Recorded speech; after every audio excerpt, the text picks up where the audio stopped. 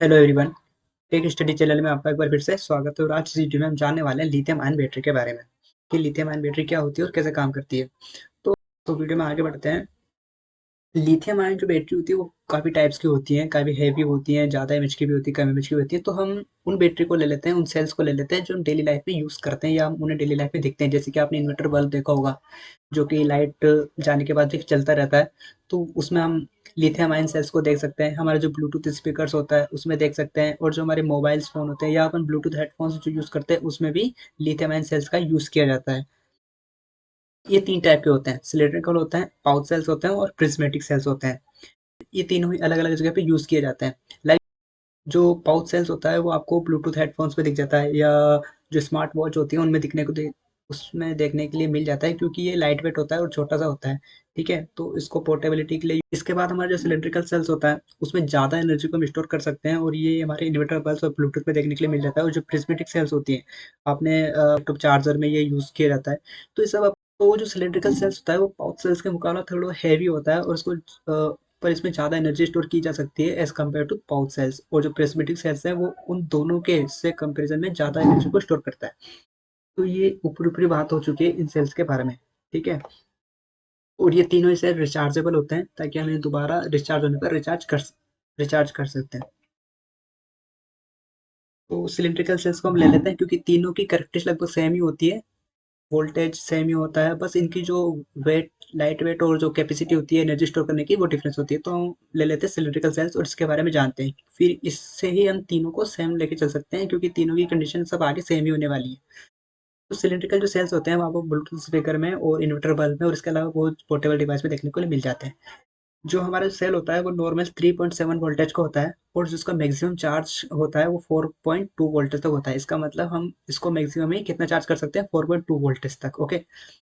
इसकी जो minimum discharge condition होती है वो 2.5 वोल्टेज से लेकर 3 वोल्टेज तक होती है। इसके बीच में हम इसको डिस्चार्ज करेंगे तो हमारी बैटरी डैमेज होने के चांसेस बढ़ जाते हैं या हो ही जाती है डैमेज। कैपेसिटी जो है वो होती है 1000 एमएच से लेकर 5000 एमएच तक होती है। ओके। मैं एक एग्जांपल देता हूँ बैटरी का। जो आपको जो स्क्रीन पे जो बैटरी दिखाई दे रही है वो एक लिथियम आयन सेल है, और ये इसका जो टाइप है वो है 18650, और ये 2600 एमएच की है। ओके, ठीक है। तो ये जो मैंने नंबर बताया आपको 18650, इसके जो आगे के डिजिट्स होते हैं वो इसका डायमीटर बताते हैं, और जो लास्ट जो फिर 6 और 5 जो 2 डिजिट हैं वो इसका लेंथ को बताते हैं, मतलब। और जो 0 है वो बताता है कि ये सिलिंड्रिकल है। तो अगर आप ऐसे पहचान सकते हो कि 18650 अच्छा कौन-सी बैटरी होगी, तो आप बता सकते हैं कि उसका जो डायमीटर होगा वो 18 एमएम का होगा, और जो उसकी लेंथ होगी वो 65 एमएम की होगी, और जो 0 है वो बताता है सिलिंड्रिकल है। ओके? तो ये बेसिक सी बात है सिलिंड्रिकल सेल्स के बारे में। आगे बढ़ते हैं वीडियो में और जानते हैं मिली एम्पियर। जब हम कोई बैटरी खरीदने जाते हैं तो हम एमएच में ही देखते हैं ना उसकी पावर को। अच्छा, हम 1000 एमएच की बैटरी खरीदेंगे या 2000 एमएच की बैटरी खरीदेंगे, तो हम जानते हैं कि ये एमएच क्या होता है। तो एमएच होता है मिली एम्पियर पर आवर। मिली मेजर करता है अमाउंट ऑफ इलेक्ट्रिक करंट को जो बैटरी के द्वारा डिलीवर करना होता है 1 घंटे में। ओके? फॉर एग्जांपल अगर आपके पास 2000 एमएच की बैटरी है, या अपन मार्केट से 2000 एमएच की बैटरी खरीदने गए, तो इससे आप क्या समझते हैं? 2000 एमएच मतलब, इसका मतलब होता है कि 2000 मिली एम्पियर करंट ये डिलीवर करेगी बैटरी कितने घंटे के लिए? 1 घंटे के लिए। ओके, इसके बाद ये डिस्चार्ज हो जाएगी। अगर आप एक ही बार में 2000 मिली एम्पियर करंट ले रहे हैं तो ये 1 घंटे तक चलेगी। ओके? तो जैसे कि मान लेते हैं कि हमारा जो इन्वर्टर बल्ब है वो हमसे केवल वो जो ऑपरेट होता है उसको जो करंट चाहिए वो 200 मिली एम्पियर का चाहिए, लेकिन 200 मिली एम्पियर का चाहिए, और आपकी जो बैटरी है वो 2000 एमएच की है। ओके, मतलब 2000 मिली एम्पियर की है, तो आपका जो इन्वर्टर बल्ब है वो 20 घंटे तक जलेगा। क्यों?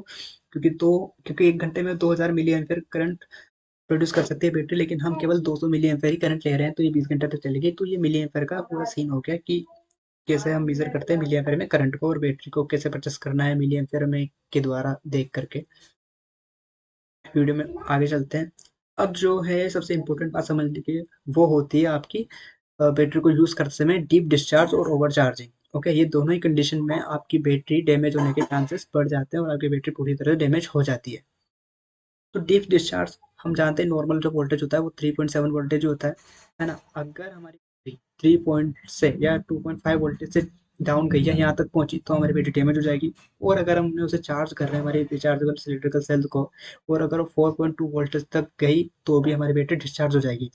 और इसको दोबारा से मतलब सही करने का कोई तरीका नहीं है, हम इसको नहीं सही कर सकते हैं। एक बार अगर बैटरी डैमेज हो गई है लिथियम आयन बैटरी, तो वो फिर से वो पूरी तरह डैमेज हो ही जाती है। इससे बचने के लिए हमारे पास आता है बीएमएस सर्किट।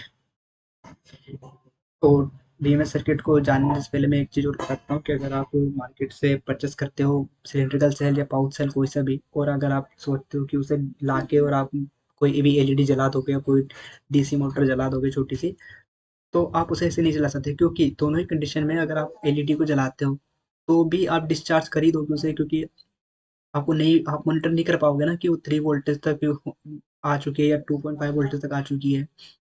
और फिर आप उसे अगर डायरेक्ट चार्ज करते हो, लेट के अगर मोबाइल चार्जर है और आपने कोई सा मिनी यूएसबी ला के उसे चार्ज किया डायरेक्ट उसके पॉजिटिव टर्मिनल पे और नेगेटिव टर्मिनल पे कनेक्ट कर दिया, तो वो चार्ज नहीं होगी, वो डिस्चार्ज डैमेज हो जाएगी, क्योंकि जो मैक्सिमम चार्ज होता है वो 4 तक होता है।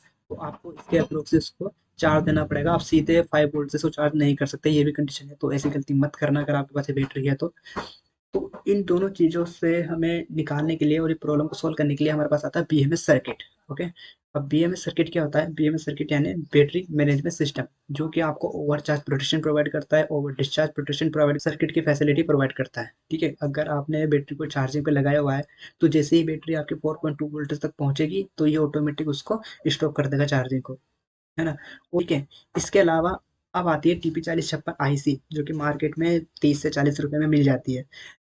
इसमें आपको इनबिल्ट बीएमएस सर्किट मिल जाता है, इसलिए आपको अलग से बीएमएस सर्किट की जरूरत नहीं पड़ती है ना? और चार्जिंग सॉकेट मिल जाता है। सिंगल एक TP4056 IC के द्वारा केवल हम एक सिंगल सेल्स को ही चार्ज कर सकते हैं, जो कि इनपुट यूएसबी 5 वोल्ट पे काम करती है। Okay, built in protection, over discharge और शॉर्ट सर्किट की फैसिलिटी मिल जाती है। इसमें 2 एलईडी भी होती है जो कि इंडिकेटर की तरह काम करती है, एक रेड होती है, एक ब्लू कलर की होती है। अगर आप चार्जिंग पे हैं तो रेड एलईडी यहाँ पे ऑन रहेगी, और अगर जैसे फुली चार्ज हो जाती है तो ब्लू एलईडी यहाँ पे ऑन रहेगी। तो आप इन TP4056 IC का यूज़ कर सकते हैं। इसके एप्लीकेशंस को मैंने शुरू में बता दिया कि इन्वर्टर बल्ब में, ब्लूटूथ स्पीकर्स में और स्मार्ट वॉच में इसका यूज़ होता है, आपके हेडफोन्स में यूज़ होता है। तो लिथियम आयन सेल्स जो आपको वो आपके आसपास देखने को मिल जाते हैं। ठीक है, अगर आपको कोई खराब इन्वर्टर बल्ब देखने को मिल जाता है और आप उसमें से अगर लिथियम आयन सेल्स को निकाल लेते हैं, तो भी आपको फिर अलग से उसको यूज़ करने के लिए या तो TP4056 की ज़रूरत पड़ेगी या फिर बीएमएस सर्किट की ज़रूरत पड़ेगी। ओके, तो इस वीडियो में बस इतना ही। अगर आपको वीडियो अच्छा लगा तो प्लीज़ चैनल को सब्सक्राइब कर देना और लाइक कर देना।